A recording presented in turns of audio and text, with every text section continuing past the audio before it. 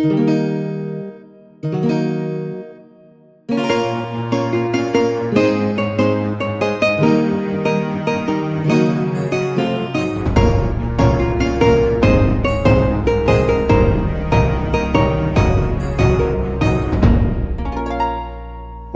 back, everyone, to Pod of Thrones. I'm Jeff. I'm Jennifer. And joining us again from way far away, Lore Master Kevin. Kevin. So how about that brand new intro? Wasn't it amazing? It was. I love the new artwork, too.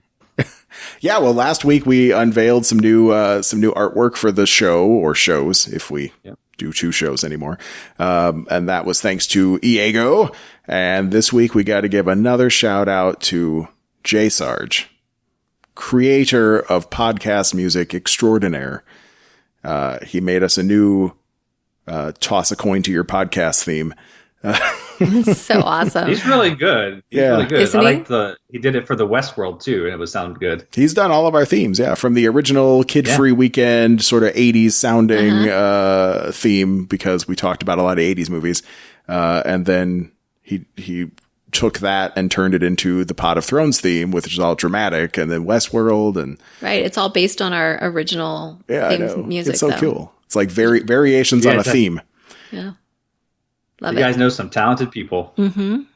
We do. Isn't that something? And it's thanks to podcasts. And in this case, like, Iego reached out to us because he likes our show. In the case of J Sarge, I reached out to him because I like the work he did on other podcasts. But now he's a friend of the show too. And we love him to death. And he's a great guy and he does amazing work. And I hope he keeps doing it. And everyone should use J Sarge for their music. He could score a movie. I'm pretty sure about this. Hopefully someday he will. Yep. But yeah. Anyway, so thank you again, Iego. Thank you, J Sarge. Everything is looking awesome in the world of Pod of Thrones. We're going to talk about The Witcher today. Of course, we're on episode 3. I was saying to Jennifer last night, I feel so stupid now. We were talking about all this politics stuff the last couple of weeks. And then last week was Juneteenth. And there was this whole controversy about Trump he was going to have his rally on Juneteenth in Tulsa, Oklahoma, site of the, I guess I would say maybe underreported. Like, a lot of people don't know much about it, but the Tulsa race massacre that happened.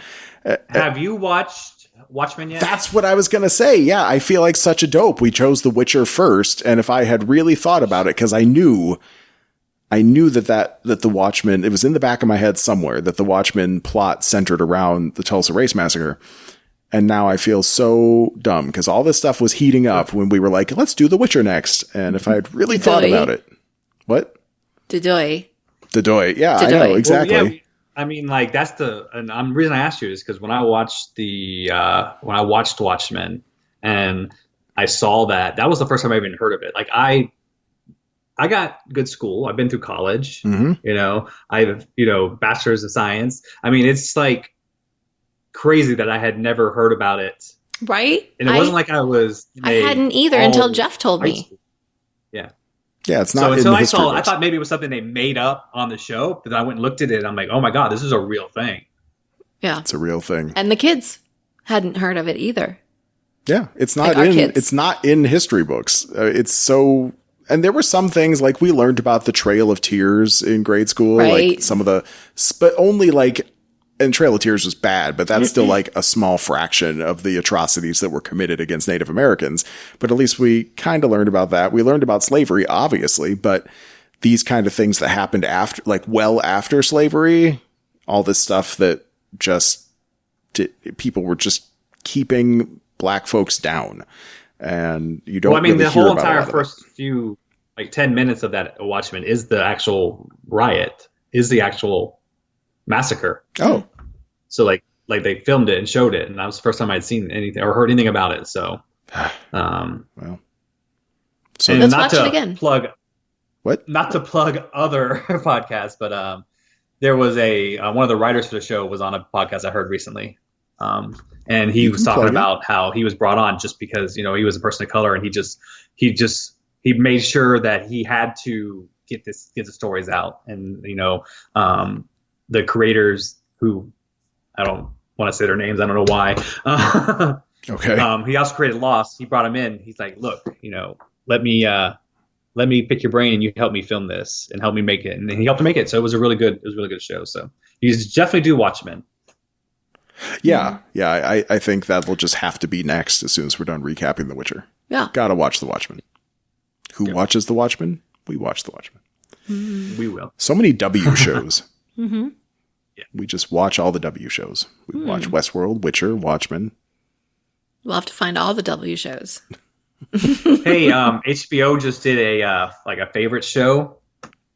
A what? Like did like a bracket of like all 64 of their shows against each other. Oh, okay.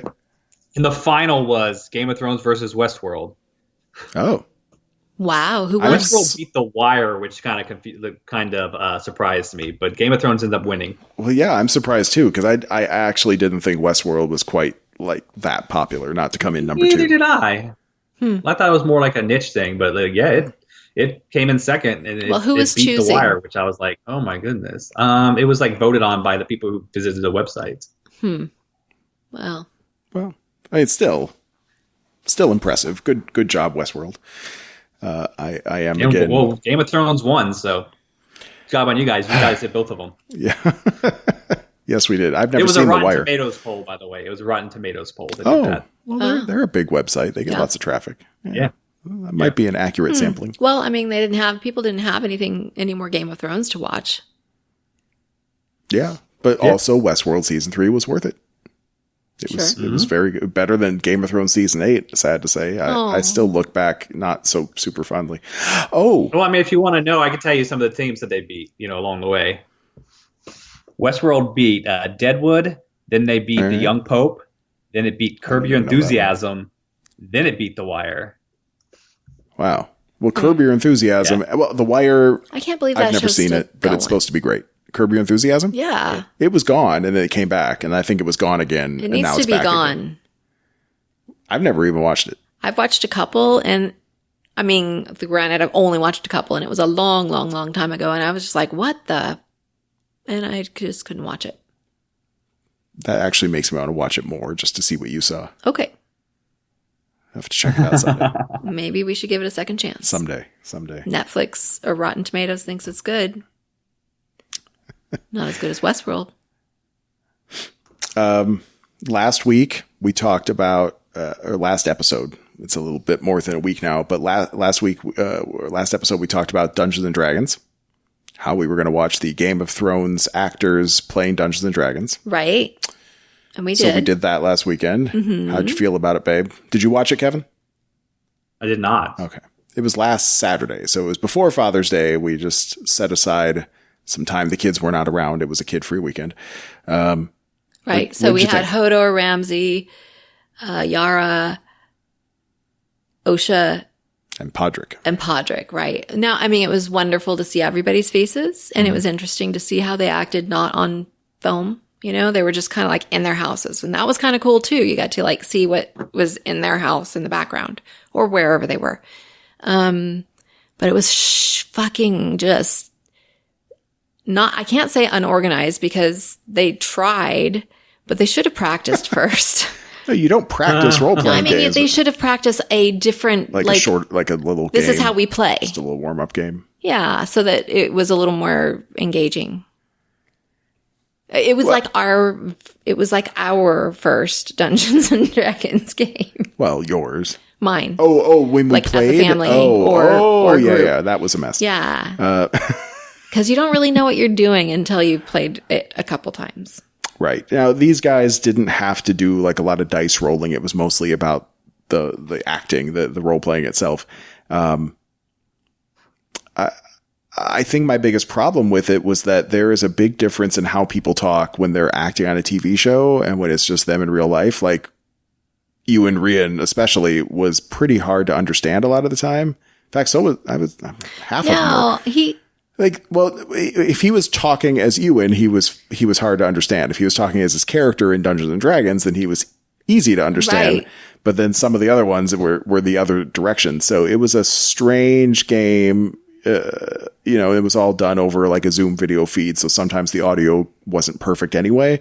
So I just found that it was a little bit hard to understand what everyone was saying most of the time. But good on them for trying to raise money. And my biggest kudos have to go to Gemma Whalen, Yara. She was weird and hilarious, and she really stole the show. She did most of the talking. Mm-hmm. She was easily the star. It was OSHA. I have to go back and watch it then. OSHA kept. I have to go back and actually watch. Kept vaping. OSHA was vaping a lot. Yeah. Natalia Tania, she was smoking up. I assume just flavored pot. Yeah, sure. Well, yeah, probably. It was a neat experience. I'm glad we watched it. Donate to Red Nose Day if it's not too late. It was a little hard to nice understand. To see them. That's all. And just it was funny. It was just a little bit. It could have been a little better if they had practiced. Yeah. And there was a twist ending at the very end of the 2 hours, nice. Of course. So I don't want to give any spoilers right now, but it was definitely Game of Thronesian in its writing. I think. That's how I would describe it. One more little note of business, just because we're talking about The Witcher, season 2 has been announced. There was a tweet the other day from the Witcher Netflix Twitter account, written by Jaskier himself. And it read as follows. I'm dusting off my lute and quill. I have some news, some mead to spill. After all the months we've been apart, it is time for production to restart. The Witcher and his bard, who's flawless, will reunite on set 17 August. Nice. So they are about to start, well, not about, but they're 2 months away now from starting to film season 2. I don't know what that means. I'm guessing we won't actually see The Witcher season 2 until late in 2021. Which is, now I'm saying it out loud, is a bummer, but it makes sense given everything that's going on. Mm-hmm. It takes a long time to do effects and everything, but it is coming. It's for sure coming. So that makes me happy. All right. Yes. Are we ready to get into the episode? I am. No one else has any orders of business? Okay, here we go. Witcher Season 1, Episode 3, Betrayer Moon. All right. So we have, again, 2 diverging storylines in this episode. We have Geralt's story, we have Yennefer's story, and then we also have a Ciri cliffhanger. Sure. It's all of like 1 minute of the episode, but she shows up at the very end, and I guess we can talk about her at the very end. So where do we want to start? We want to start with we'll start with the symbol. We'll start with simple. We'll start with Yennefer. All right. Well, I'll tell you, the symbol was a clawed footprint. Oh, the symbol. I thought you said the simple. Sorry, my bad. I thought you were saying let's start with the simple storyline. Symbol man, you are on it. Go. Well, it was a clawed footprint incorporating the Temerian lily. I don't even think I looked. Damn it. The Striga, daughter of Princess Ada of Temeria. Temeria? That's what the meaning Temeria? was. Yeah, Temeria. Okay, There you go. Sort of a hint if you knew your Witcher lore, I guess. And we didn't get very far in the Witcher audiobooks, but the one that we started, the very first story, is the Striga story. So we need to go finish that. We need to go back and finish listening to that. So this is a story straight out of the books, although we're not starting there. We're starting with Yennefer. So continuing her origin story. What do we got? We started the episode with boobs. Good old boobs. There were boobs on both storylines. But Yennefer's story starts with her and Istred making love in front of illusions, which is like way creepy. Was that a turn on for Yennefer, or was it just her demonstrating her power? Maybe that's a turn on. I think it was a turn on. I don't know. Both. I think she was just demonstrating. All right. Well, she made the illusions applaud as they finished. It was, something. Could you do that, babe? If I could generate illusions and have illusionary people watch us have sex? Why not? You wouldn't think it was creepy? They're fake. They're staring right at you. They look real, though. But you made them that way. All right. Kevin, could you do it? Could you have sex with your wife in front of a bunch of illusions? I mean, you're asking like I haven't already done this.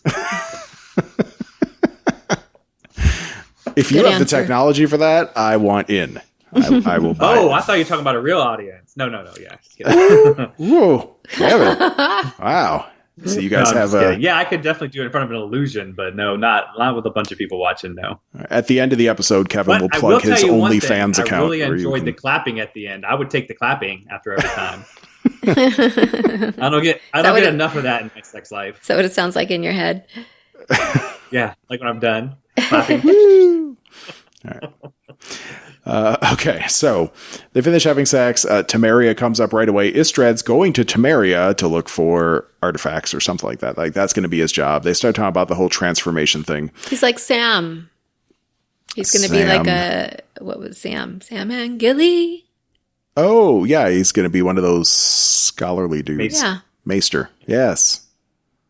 The Brotherhood is somewhat like that. Oh, yeah, they're a lot like that. They're the advisors to the kings and queens, but they also have actual magic, which Maesters did not have. They had science. Magic. Science, magic is just science we haven't figured out yet. Right. Right? That's the thing. We know that Yennefer is bound for Aedirn, which is the kingdom she's from. That's where Vengerberg is. We meet the artist, who I got from the internet. His name is Giltine. I don't think they ever said his name in the show. He's drawing up plans for the transformation. Tesea comes in and is having her visualize what she wants herself to look like. It's all very, very exciting. And then she opens her eyes and she looks the same to herself. We didn't see what was in the reflection. We just saw. Didn't we? I don't think so. Okay. I don't think so. And then we see our first meeting of the Brotherhood of Sorcerers. So this is the ladies with Tesea and other ladies from their places. I guess the boys have their own separate schools. Got to keep them separated. So we have this brother. This is important. Yes? It's important because I wanted to say that this show really rewards you for rewatching. Yes. And when I watched this the first time, I did not catch some of the stuff they talked about at council. Oh, Right. yeah. And so I wanted to bring it up when we talked about that. Let's do this. We did the 'Cause it same gives- thing last it night. gives- We're like, what? It gives a major timeline hint. It does. It does give a major timeline hint, but I have some other notes about that. I feel like they kind of fucked up the timeline a little bit, but we'll talk about that. Well, because I did not know when the witch part, like where Yennefer going, took place in the timeline. I always figured it was like either concurrent with what Geralt was doing with Renfrey, or it was a little bit after. But according to this timeline, when they were talking, it was way before. Way before. That's true, but there is still a flaw. So let's go through these notes and then we'll talk about it. Okay, so we learned that Sintra, the kingdom of Sintra, doesn't even want a court mage. They are not fond of mages. Right. Whoever the king is there, I think they said his name, but he's getting old. But they mention how King Fergus. Was that Fergus? Fergus? No, Fergus was Nilfgaard. That's Nilfgaard. That was Nilfgaard. Yeah, you're right. Yeah, but whoever the king is, maybe they can. It sort of sounded like they were hinting like maybe they could get rid of him if they wanted to, but then they said, "Why bother?" Because Calanthe, it doesn't like mages either. She's not going to be our ally. She was a princess. She was a She princess. wasn't even at the queen time. yet. Yep. Right. She wasn't even queen yet. And we know in the first one when Renfrey and stuff that she was queen, about 14 years old, who had just won her first battle. Right. So It's anywhere between 14-year period. So it's probably about 10, 11, 12. All right. So let's just talk about this part now real quick, because this is bugging me. I just want to get it out in the open. So just maybe someone on the website made a boo-boo. I don't know. I got to dive deeper into this. But when I went to WitcherNetflix.com and looked at the timeline that's there, this episode, the Yennefer storyline in episode 3 happens in the year 1210. But according to the same timeline, Queen Calanthe wasn't born until 1216. Ba-ba-bam. That's my big episode 12. I think 1210 is when she's sold into Artusa. So there's no telling how long she's been in Artusa. Nope. The timeline specifically talks about the transformation and the holding of court in episode 3. It says 1210. You can go check it out if you want. I took it from the website, but it was bugging me. I'm like, wait, what? Did the website screw up, or did someone screw up in the writing? I don't know. I'm guessing maybe the website screwed up. It could be. I guess that would make more sense. Because, I mean, they clearly talk about there being a Princess Calanthe. Yeah. They're very sure that she is not the answer.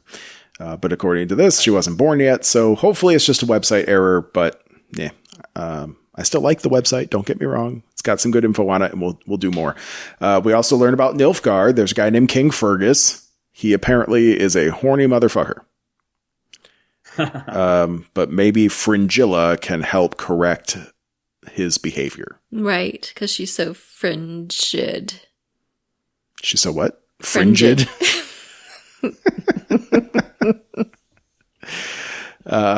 There we go. There were some hints, I think, that maybe like, do the kings get to sleep with the sorceress ladies? Yes. I'm not. If they want to. If they want, is it just like, That's do they have part to of the job. ask? Like, do they, or is it just like that's part of your job is to fuck the king? It seems like it's part of the job. Yeah. Ugh. Yeah, gross. Well, that's a bad time for Fringilla. Maybe that's why her dad's trying to change things around. That's Maybe. why her dad's trying to and change things Fringilla- around. That's probably why. But Fringilla going to Nilfgaard is, I guess, one of the things that makes the story go later on. Right. And as you see, you know. Right. This because is seeding the. we haven't got to episode 4 yet, but when we do get to episode 4, it would be good to talk about some of the stuff that Nilfgaard is, because it's much earlier before Nilfgaard even has Fringilla. Okay. We will do that. Yeah. Now, okay, so then there's this whole thing. Maybe they should, Fringilla's dad is a sorcerer, and he's trying to intervene and say, we should send Yennefer to Nilfgaard instead. Her demeanor, I think, would play off the king well, or something like that. He's trying to make some kind of excuse, and it didn't occur to me until just now that maybe it's because he doesn't want his daughter getting accosted constantly by this super horny king. Right. But that would kind of make sense. It's also a laughingstock. Like, he doesn't want his daughter to go to one that's, you know, not very good, not a good place to go. Yeah, and everybody's going to know. Everybody knows what goes on behind closed doors there. Right. I guess so. But no one, I mean, Nilfgaard is like looked upon as like one of the bad countries, one of the countries you don't want to be at, because it's like nothing. They don't make money. They have a terrible king. They don't, you know, they're like the weaklings, you know, they're not worth your time. They are in this part of the timeline. Yeah, right, in this time of the part of things timeline. Change, and I mean, I think a lot of that revolves around Fringilla, which, we'll get, So there's this whole conversation about that, and then Yennefer has been promised to Aedern, because that's where she's from. She's from there. But then it's Stregobor, the dickhead from episode 1, from the Renfrey story. It's Stregobor that lets out that Yennefer is part elf, and the king of Aedern will not have anyone with elf blood. That's not okay. So then that suddenly changes the plans. Now Yennefer is going to go to Nilfgaard, and maybe Fringilla is going to wind up in Aedern instead, something like that. But as soon as Yennefer finds out, she's pissed. Mm-hmm. Yep. And she has it out with Tissaia, and Tissaya's like, I didn't tell him you were part elf. And then she knows it was Istrid. Yeah. Bum, bum, bum. So then they have it out. So Yennefer skips her whole ceremony. She doesn't get her transformation. She has it out with Istrid. Right. The ceremony was kind of cool too. We didn't see very much of it. No, we didn't see much of that. I was talking about afterwards where they were doing the feast, and she didn't show up to that either. Well, the dance and stuff. Yeah, I found the dance kind of creepy. I think I took a note on that here. Right, but what I thought was kind of cool about it was they had the people from Geralt's storyline. I know they did. Well, okay, let's talk about that. Let's talk about the ball. So they have this huge ball, and it did seem like almost like a high school dance. Like, okay, kings, here's the girls that you get to play with now, and they're going to dance with you and entertain you all night tonight. And that's then you're going to take what them high school dances home. are? Isn't it? Yep. It is when you're a king, Jennifer. Don't you know this stuff? It felt, maybe not high school dance, but it just felt like really, I don't know, awkward, I guess. Or I don't know, it's just upsetting. Like the girls have all this power and they're kind of just being sold. Yeah. It's gross. Right. Like slaves. But there was King Falstis and his twin sister, Princess Ada, right? Yep. Mm-hmm. We saw them as little kids. So that does give you a major timeline hint, since they are the crux of Geralt's story, except then Foltest is kind of an older in Geralt's story. Yep. So that was a cute little tie-in. Mm-hmm. I like that. Cool. I feel like there weren't very many kids at that ceremony, but whatever. It was cute to see them. Well, he's a king. I mean, he's going to be king, so he has to see what he's going to get into. I think I said to Jennifer while we were watching this that on our first run through, we didn't have any idea that there were diverging timelines at first. Some stuff didn't quite make sense, but you didn't really understand all the references. But then this, where we saw Fall Test and Ada, that was a big awakening moment the first time we watched that was season mine one. too. Yeah. That was mine too. Like I had caught the Queen and stuff, like the stuff we talked about in the first episode. I had caught it, but it didn't really like register to me what it meant. But when I saw Falstis and his twin sister there after the is it his twin sister or just his sister? After the picture, because when Gil goes into the castle, they show the picture of them as young, and when you see them at the dance as young, you kind of say, "Oh, wait a minute, these are taken 2 different times."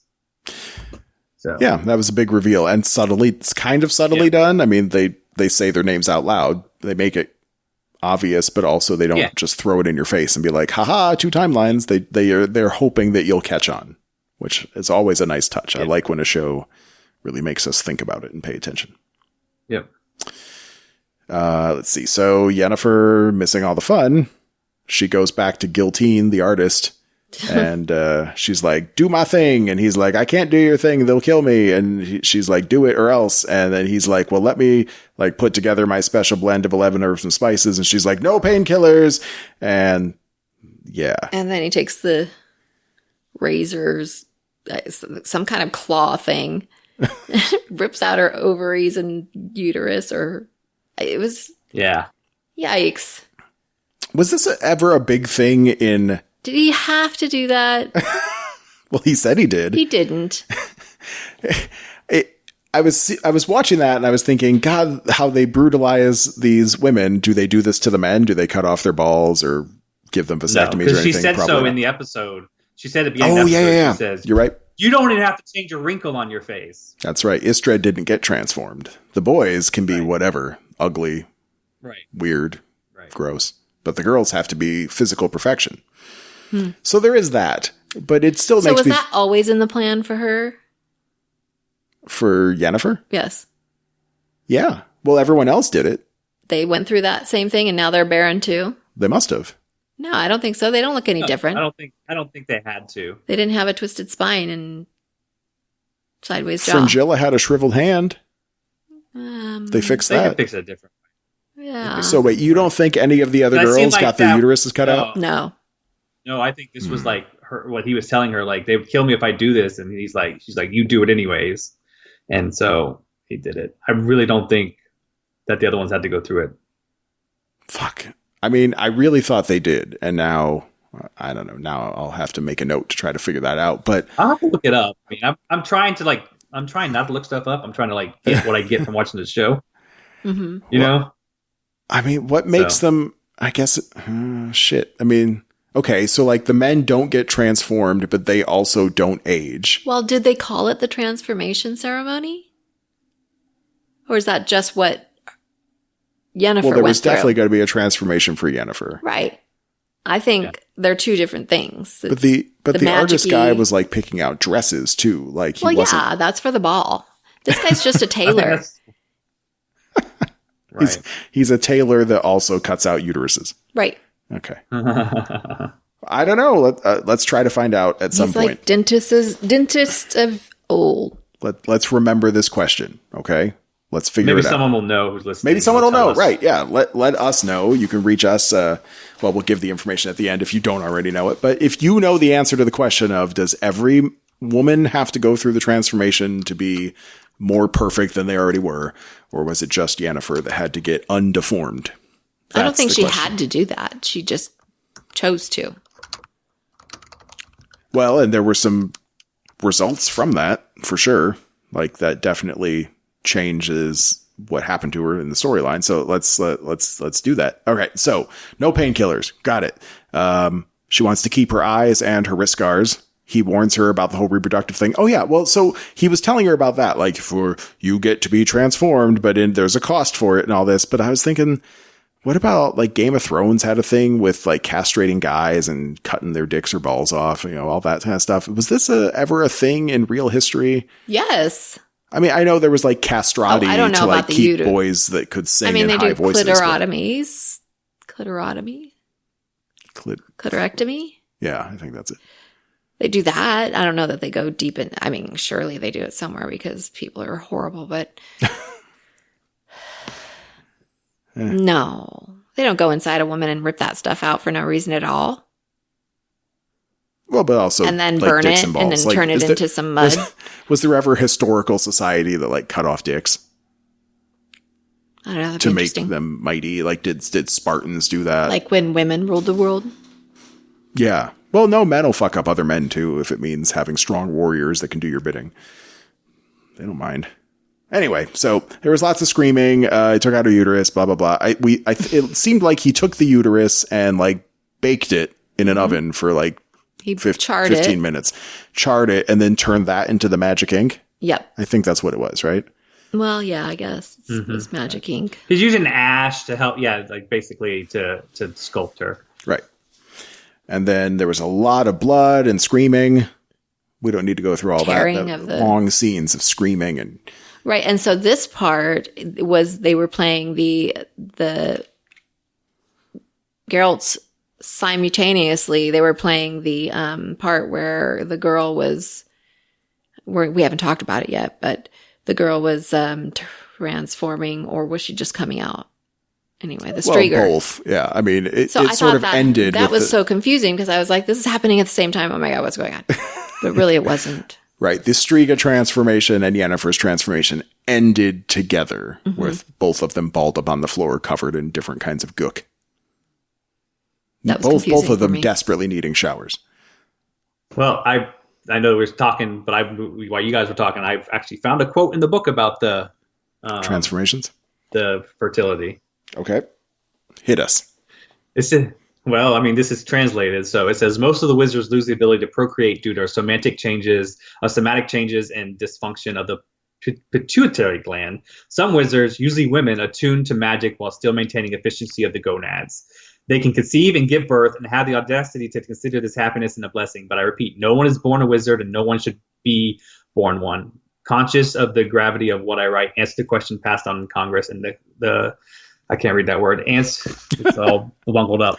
Okay. It's like it's all together. Like I answer most emphatically. Each one of us must decide what she wants to be, a wizard or a mother. And then it says, Tessia says, I demand all apprentices to be sterilized without exception. So maybe they all did get sterilized. And the men become infertile anyway because playing with magic breaks your shit. Breaks your balls. Right. We knew that witchers were, because of the trials, they become sterile. Oh, right. Yeah, there's another one. Right? Yeah. Boy, taking away your reproduction for power. Like, you don't hear about that in comic books. Like, Superman can still have a baby. Seinfeld did an episode about it. Seinfeld did an episode about heroes. Sex. About having an orgasm and the power it takes away from people. Oh, no, you're right though. That's still a thing with like boxers. Like don't have sex, within like 48 hours of a big fight because it'll take your essence. Right. It almost sounds more anti-woman than anything. Like that woman will steal your essence and then you'll lose your fight. Yeah. Mm-hmm.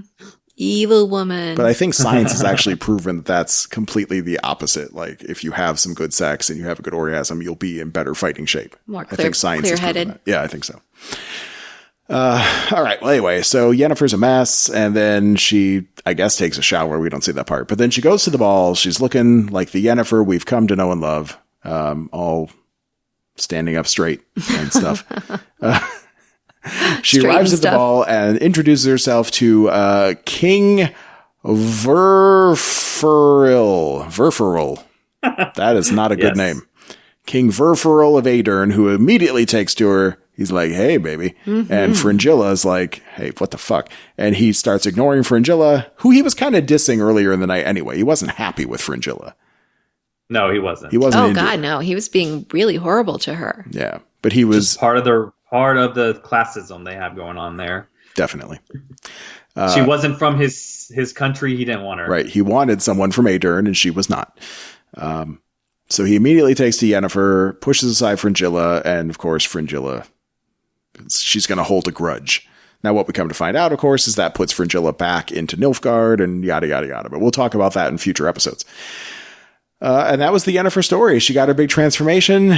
She is perfect now. She's belle of the ball. Belle of the ball, without a doubt. Everyone's surprised to see her. Some people spitefully. Mm-hmm. Yep. Yep. Had this night not happened, there may be never a war with Nilfgaard. Yeah, totally. Yeah. In fact, you're right. Maybe this is Yennefer's big fuck up. Mm-hmm. Yeah. Good point. Good point. But again, I think most of this stuff did not actually get stated in the book. So this is all a story. Oh, really? Like their own story. They made it up. So I'll allow it. I liked it. It's a good story. I mean, it's a good story. I really enjoy it. So that brings us to Geralt's story. Mm-hmm. All right. So the episode opens up. There's a kid. He's dying. He's been clawed really badly. Oh, yeah. They use the word, and thank you, subtitles, Vukodlak. Oh, I looked that up. Vukodlak. A Vukolak. Which I wonder if that is I wonder if that's Polish for werewolf or if it was a world language, a Witcher language for werewolf. But you looked it up. I looked it up, and I don't know that it was a real word. But it does mean werewolf. Yes. Okay. Werewolf. Yeah. But then I was looking at like other. It's been used in a couple different ways. Not necessarily a werewolf, but like a creature. Oh. Werewolf-like. Well, maybe it is Polish then. So there's this other Witcher. I guess his name is Remus, if that matters. Maybe we'll see him in another flashback someday. He says he can kill the Witcher with 3,000 orens. I think you pointed out, babe, no white hair. Right. How is he a Witcher? I guess they all get mutated differently. Yes. Or he dyed his hair. Oh, that's smart. Yeah, that would make sense. Well, because like you... So you're saying you said the Vukolak is a werewolf? I thought it was a vampire. Like more like a vampire. But I think that doesn't... Well, the claw marks were definitely more of a werewolf kind of thing. If you were just going to go with black anyway, so no, it definitely it was not. Yeah. So I hope we learn more about the process of becoming a Witcher someday and why Geralt has to have this white hair where he walks down the street and everyone's like, "Look at that Witcher!" Right, that's how they know he's a Witcher. If he had brown hair, people wouldn't know. Or would they? Is there something else? Can they look at Remus, who looks normal, and be like, "Oh yeah, that guy's a Witcher. Let's hate him." They've got the two swords, but they could hide those if they chose. Right. You could put your necklace under your shirt. He had a different necklace, but still had a wolf on it. You could put a wig on. Anyway, that guy gets super murdered. Not really. We don't need to belabor that. He got his ass kicked bad. Okay, so we cut to Garrett at a brothel, boobs. But this gives us a big timeline clue. I'm sure you caught it, Kevin. Would you like to take it away? Oh, yes, because when he was laying on the bed, she started looking at his scars, and she pointed out the scar that Renfried left. Mm-hmm. And that definitely had healed over and become a pretty old scar. So that shows you that it's been a long time since what happened with Renfried had happened in the storyline. Plus, all the stories that the Barb had sing had become famous. So now you're seeing he met the Barb last episode. Now the songs that he sung are actually kind of popular, and everyone's knows about him. Yeah, so it kind of shows two different. Yeah, she was like, sides of this. I don't know, was she singing or she might have just been saying lyrics out loud, but she was looking at his scars and naming the battles that were famous that he was involved in, and that had to be Jaskier, right? So according to the official Witcher timeline, this episode took place 3 years later after meeting Jaskier. Okay, there you go, 3 years. We don't see Jaskier in this episode. No, we do not. We do not, actually. Mm-hmm. He's not there for this one. Oh, and if we are interested, then the difference in the timelines, Yennefer's transformation again is 1210, and this episode, the Striga stuff takes place in 1243. So a 33-year difference between Yennefer's transformation and Geralt. Although we don't know that date was concrete. I mean, it's close enough. Watching it, you kind of see. Give us some idea. Because, the next episode, when you see Yen, they kind of go over her timeline a little more. They talk about it. Like how many years she spent on court with these people and stuff like that. So you kind of get an understanding that it's been, a few years since the thing. Yeah. Absolutely. Well, and then we also saw young King Foltest, and then we see him when he's a grown up. And I could believe that there was at least 33 years difference there. Maybe more. Yeah. A lot. Yeah. Yeah. Maybe more. Yeah. Okay, so stuff with he finds out that there's trouble in Temeria, that there was another Witcher going through, so he's going to go chase that down. I had to note the innkeeper is holding on to Roach because Geralt has run out of money, and they have this little stare down moment where the innkeeper's like, "You don't scare me." Why the fuck not? I don't understand this world. Why do people want to say that? Yeah, why would you want to taunt the guy? You know he's a killer. All he does is kill things that are way more powerful than you. And you're going to be like, bleh. We were noticing that in the video game, too. Now that we started playing Witcher 3, by the way. And then the video game, like all these peasants, if you walk up to them and try to talk to them, they'll just spit on you. They'll just be like, it's disgusting, first of all. But like, unsanitary. You just shouldn't poke the bear. You shouldn't poke the bear. That's never a good idea. Don't they know about COVID? Right. It's very unsanitary. I'm sure Geralt's got resistances to disease anyway. All right. So we go back to the Temerian place. There are a bunch of miners. They're talking about going on a strike or maybe just revolt because of this whole problem with their people getting murdered. And we get some more history here. Now, remember, we're 33 years later from what we just talked about with Yennefer. Right. Yeah. So we get a little glimpse into how Nilfgaard, how Nilfgaard's going, because they talk about, the king there is, taking money and now they've taken over and they've usurped him. And so we know it's a little bit later and we know this is how it starts. I think they said something like the Nilfgaard king was diddling his whores while the kingdom fell apart. So that's the guy we just talked about that was the super horny king of Nilfgaard. But there was a usurper that overthrew the king. Yep.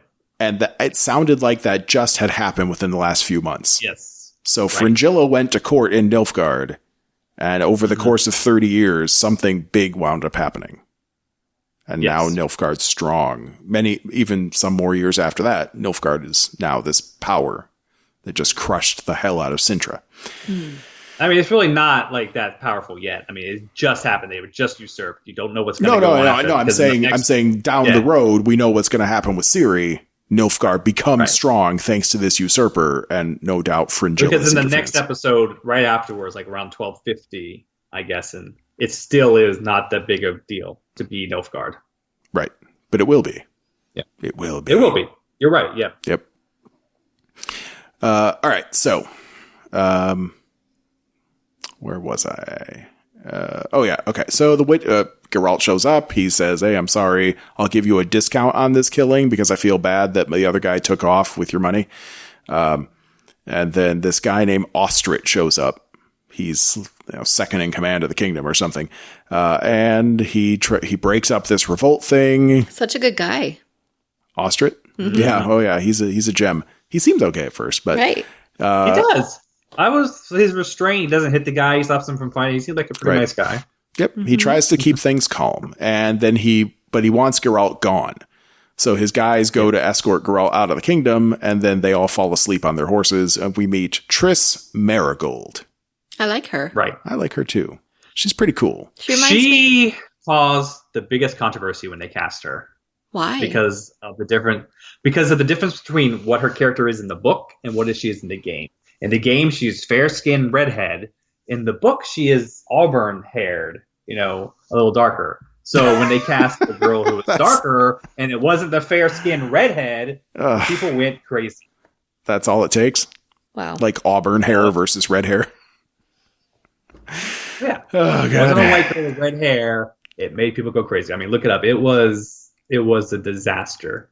And to be honest, people still hate her because she really doesn't do much.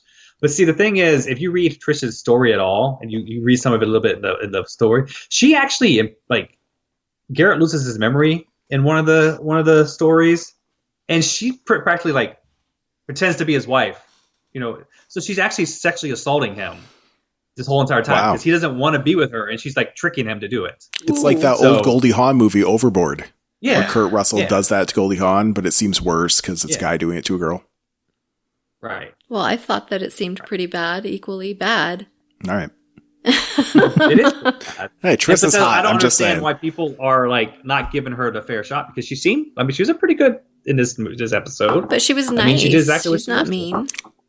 Well, I had no idea I should be judging her harshly based on her hair color, so I missed that, and I liked her. But now I hate her. I hate her. Thank you for convincing me. No. Yeah, you definitely hate her because of her hair color. Like, I swear, like, the most of the controversy with casting is from that casting. You should look it up.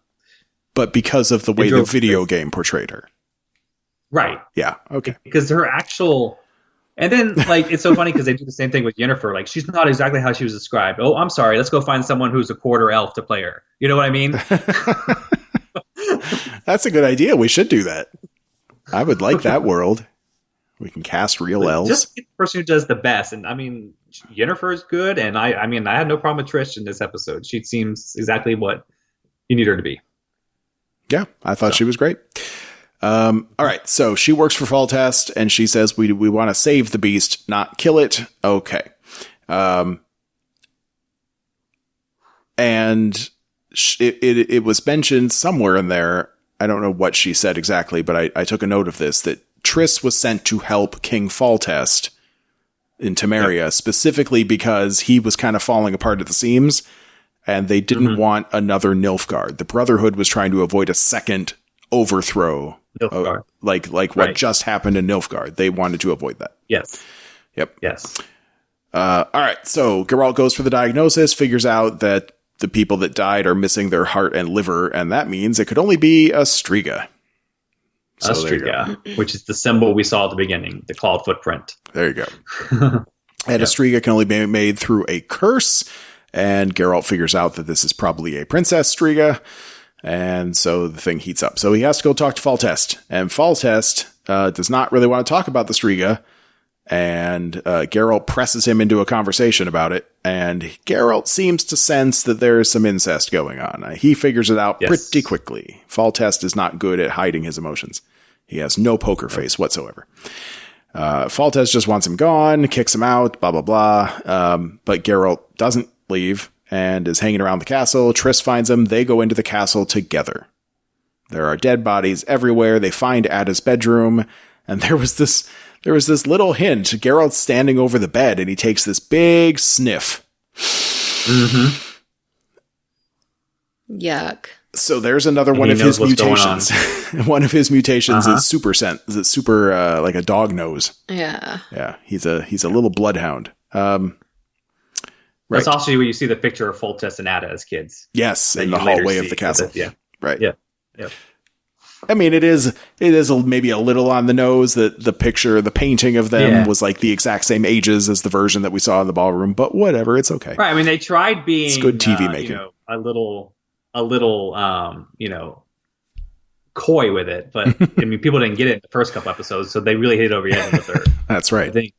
That's right. Okay, so they go to Ada's bedroom. They're trying to figure out if Fall Test might have been the one that cursed Ada.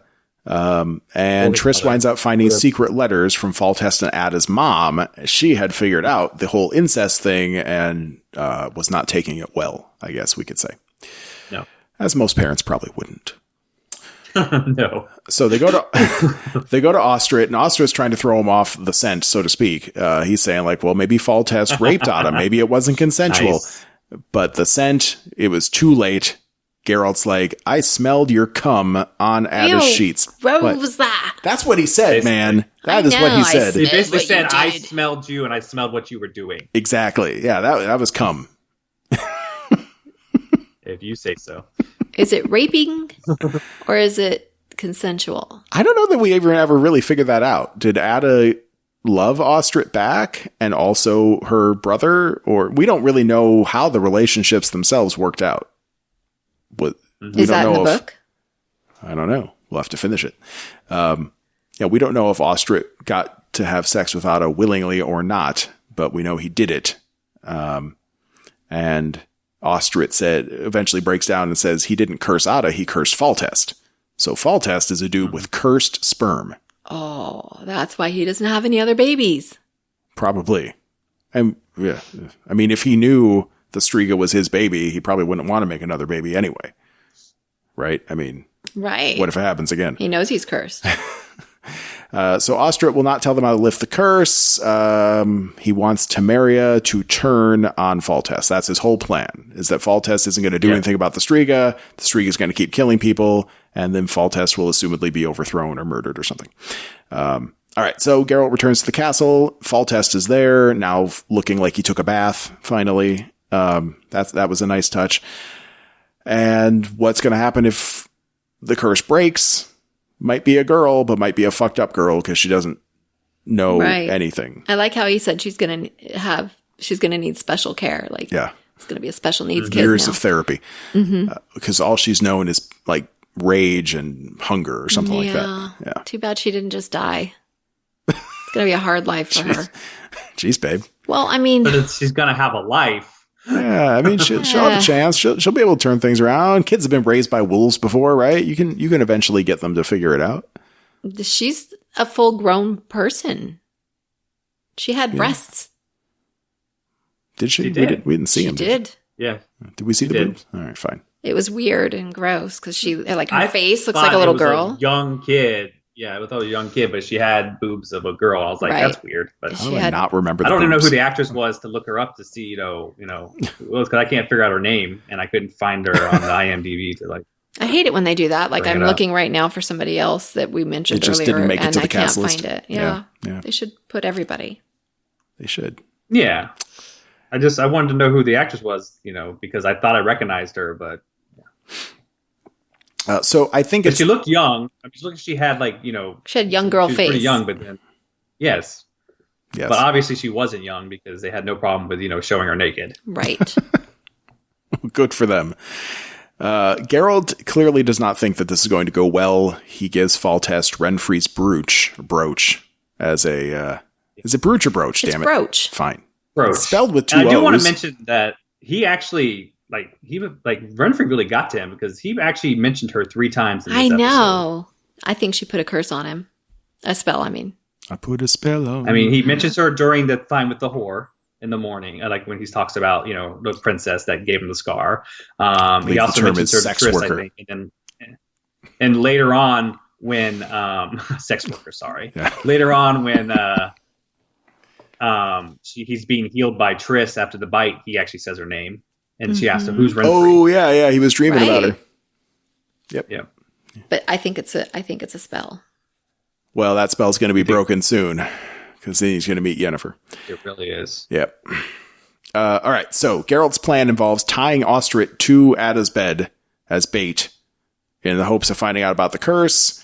They have a little back and forth, and eventually we figure out the point is if the Striga can't get back to her crypt before dawn to sleep, the curse will be broken. So Witcher's got to fight her all night now. He drinks a potion. We see this is, I think, the first time we saw him drink a potion on camera, right? Right. He's drinking his steroids. Yep. Some of his Mixed with eye some black, meth or veiny something. stuff. And Ostrit dies badly. His guts get ripped out of him. It's pretty gross. Mm-hmm. Yeah. Yeah. She looked like the alien in that. She looks like She looks like the really fucked up alien from Alien Resurrection. Yeah. That weird alien baby, human baby thing. Mm-hmm. Yeah. Not a pretty look. So while Ostrit's dying, Geralt gets his battle plan going. He pulls out a nice silver chain and she breaks it. And he just has the best line of the episode. Fuck. And it turns into an epic fight. I don't think we need to go blow by blow on that. No. It's a big fight. We see some magic, like force. We see like his force powers, right? He does the Jedi force push kind of thing a couple times. That's cool. Lots of punching, clawing, biting, back and forth, back and forth. Geralt seals one exit that would have let her go outside to find prey. And then as he's getting his ass kicked some more, he crawls into the Striga's crypt and seals himself in with another magic spell. So she can't get the door open anymore. Right, so And- that's the only way to heal the curse is to keep her up after 3 crows of the Exactly. crow. Three sounds of the crow. Roosters. Yep. And it works. So he I think he takes a nap in the crypt maybe, but when he finally comes out, it is now, I wrote little girl because I didn't notice the boobs apparently. But she is there lying on the floor, crumpled up, very dirty, but a very similar pose to what Yennefer was going through. So they did that juxtaposition. But this little girl now is not happy to see Geralt. and kills him. I mean, it looked like it. She bit him right in the neck, and he started bleeding out, and then passed out. He bit her too. Did he bite her too? Mm-hmm. Okay. Yes. They bit each other. They're going to be part of each other forever now. I hope we get to see her later. Oh, that would be cool. Like all grown up and like maybe like kind of savage, but she can talk, and she's like semi-civilized, but she's got a temper, and she likes to do her own thing. You getting turned on? A little bit. Oh my God. I know your type. Triss fixes everything. She heals Geralt. I'm sure she takes care of the girl too. She gives him money. He's probably rich now. But in the history books, this one goes down to Ostrit. Ostrit's getting credit for the kill, for taking out, for killing the Striga. Right. So shitty. The Striga didn't even die, but Ostrit gave his life for the kingdom and killed the Striga in the middle of all that. And now everyone's going to cheer him forever. No one needs to cheer the Witcher. But Triss does toss him some coins, and also gives him back Renfri's brooch, which I didn't quite get, because he said, I want the girl to have this brooch. If I die. Was it only if I die? I thought it was just, I'm giving this to you in case I die. All right, well, whatever. He gets Renfri's brooch. Damn it. Whatever. There we go. So that was Geralt's story. Did I miss anything? Maybe the brooch is what ties him to her. Oh, the brooch is cursed. That's why he can't stop thinking about Renfri, because the power of it's like the One Ring. Yep. That's got a hold on him. Yeah. Good idea. I like that. What were you saying, Kevin? We're all good? No, I mean, I think it's cut everything. I was telling you earlier, but I don't think I said, I didn't take many notes during the fight with the Striga, because it was both the Striga and the transformation going on at the same time. Yep. And I was just so engrossed in what was happening. Like, I was just like, didn't stop and take notes. Well, it's one of those things, to, like, enjoy it. We could go blow by blow, but I don't really see any reason to do that. And in the case of Yennefer's part of that back and forth, she's just screaming with cracking noises going on. I thought it was good storytelling is what I'm trying to say. It was good to watch, definitely because you watched one person get transformed into like the witch, while another gets transformed from a monster into a little girl. Mm-hmm. So at the same time, it was kind of cool. Mm-hmm. This show is very well made. I have few complaints except for this timeline issue, which I should go yell at a webmaster. Yeah, I kind of enjoy the timeline jump because it gives you something to look for on the rewatches. No, I'm saying I'm saying the missing years where there was no Princess Calanthe. Oh, that thing. Yeah, go get the webmaster. Yeah, I'm going to go get the webmaster on that one. Yeah. All right. So, finally, we see Ciri is off in the woods somewhere. She wakes up and she hears voices. She starts following the voices. Dara wakes up, sees that Ciri's gone, chases after her. He winds up taking an arrow to the shoulder while Ciri, seemingly no idea what's going on, she's entranced, continues to walk into the forest. That was the whole final scene. That was the cliffhanger. What's going on with Ciri? Yeah. Yep. Yeah. And that was it. Poor kid, like Jennifer said. Dara did not deserve that. No, he's so sweet. But I don't think he dies. No, he doesn't. I know. We see him again. I'm just saying that's got to be painful and like immediate infection. I liked how it was a good effect in the way like it hit him in the shoulder and it like he was running, it hits him in the shoulder and he stumbles and then he just knocked off his feet. Just the power. I thought that was a pretty nice looking effect. It looked. He did very. Yeah. It looked like he was reacting to legitimate pain, not like in a movie when someone gets shot and they fly back 30 feet for no reason, which would never happen in real life. This looked like it was an actual solid impact on him that took him out, that took him down. Yeah, I agree. Good acting, Dara. Way to go, man. But that was the episode. I really enjoyed it. Once again, I'm really glad we're doing this rewatch. Yeah, me too. Any final thoughts, anybody? The Witcher's hot. I do know that, like you said, his best line was "fuck." And I think the next episode it is as well. His best line is that as well. A well-placed curse word says more than a whole speech can say if you just do it right. And that was a great one. You felt exactly what he was feeling in that moment when his big plan of the silver chain immediately turned to shit. I like that. That's good stuff. Yeah. So kudos to you, Henry Cavill. Great actor. Mm-hmm. We were talking about him last night. He was a good Superman too. He was. Yeah.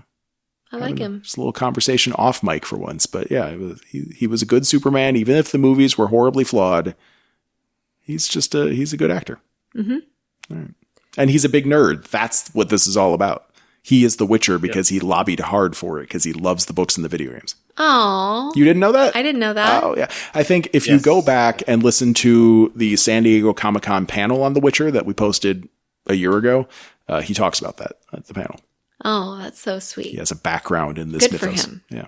That's the ultimate dream for any nerd. Like, it doesn't get much better than that. No. Like, you're really into this thing. And then, yeah. It's the ultimate cosplay, and, you know, you're getting paid for it. Yeah. It's pretty cool. That's awesome. All right. Well, I think we're going to go. What do you say, Kevin? Sounds good. All right. So let's remember, if you have any insight on the timeline stuff, I mean, Kevin kind of answered the transformation thing, but if there's anything we missed, any questions left unanswered, hit us up. You can reach me at jeff@potofthrones.com. Jennifer at kidfreeweekend.com. Nope. No, potofthrones.com. Or on Twitter, of course. Twitter I'm at Pot of Thrones. And she's at Kid Free Weekend. And Kevin, if people want to watch you and your wife, where do they go? What website? Is it OnlyFans or something else? Yeah, we're not doing that. No? Okay. Look, if you email me, I'll send you a link to Kevin's page. Oh my God. Right. Please don't. That implies he really does have one. He doesn't want us giving the link out. Well, looks like we have some more sleuthing to do, dear. Mm-hmm. So until next time, stay sexy. No, damn it. That's another podcast. I was just thinking of Kevin having sex with his wife. I got to stop doing that. Bye, Kevin. We get our own sign off. That's enough. Bye. Goodbye.